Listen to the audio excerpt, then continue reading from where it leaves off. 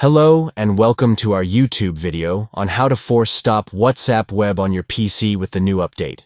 If you're experiencing any issues or glitches with WhatsApp web and need to force it to stop, then this tutorial is for you. Follow along as we guide you through the steps. First, let's begin by pressing the Ctrl plus Shift plus S hotkeys on your keyboard. This will open the Task Manager, which is where we will be able to end the WhatsApp web process. Next, you'll want to look for all the browser-related services in the Task Manager.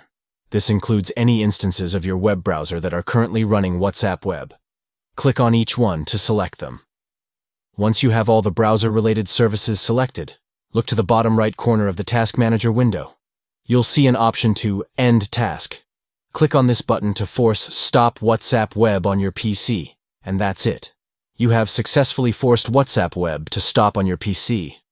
If you encounter any further issues, simply repeat these steps to end the process again. We hope this tutorial was helpful for you.